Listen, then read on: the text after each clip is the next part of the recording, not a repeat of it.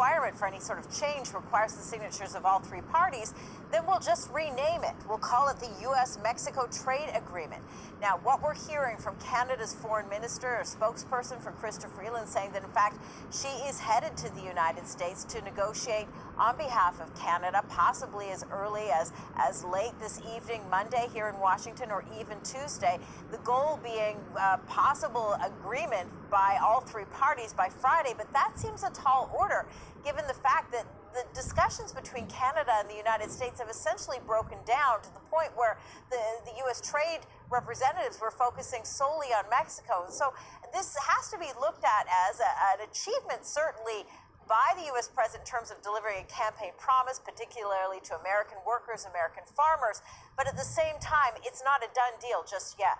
So what are the areas that would be seen as a kind of big change in terms of what kind of they achieve in terms of trade and so on? Is it what areas should we be looking at? American manufacturing is really the biggest sector, and followed by farming.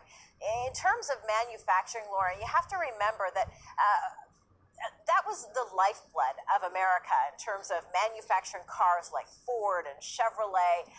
And essentially, the North American Free Trade Agreement made those borders become fluid. The labor was much cheaper in Mexico, and as a result, you saw many of these plants moving their manufacturing operations to south of the U.S. border into Mexico, where the labor was significantly cheaper. This really gutted, in many ways, the American manufacturing industry. These are many of the people that supported Donald Trump and said, look, bring our jobs back. He promised to do it. That's essentially what he's trying to deliver on in advance of the November congressional elections. The components of this essentially are is that when it comes to an American-made car, now up from 62% to 75% of that car's value must be made in the United States, that more steel and aluminum auto parts, and also those workers that are putting that car together must make at least $16 an hour, a living wage essentially.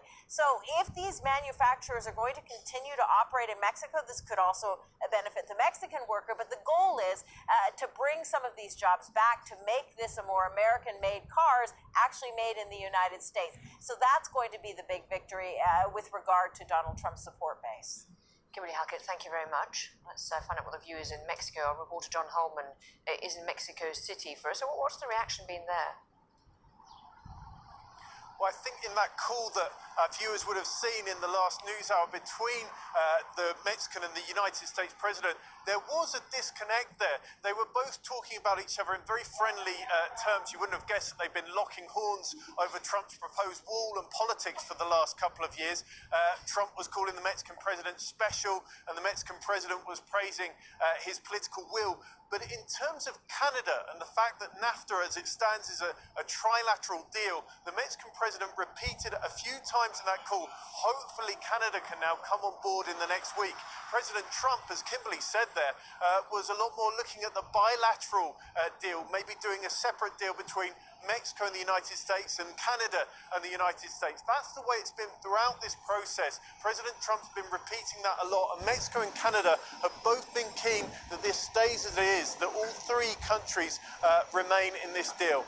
Now, in terms of renaming the deal, President Trump has said maybe we shouldn't call this NAFTA anymore because that's got really negative connotations in the United States, because for us that's been a rip-off.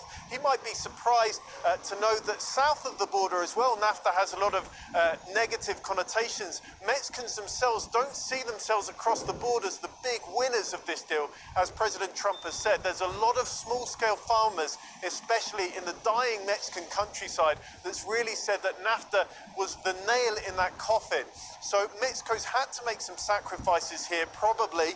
We've yet to see the final deal. As Kimberly said, in the automobile sector, it's had to make some sacrifices to the United States. We have to see if those sacrifices are worth it and whether the final deal comes out as worth it for Mexico. John Holman, thank you very much.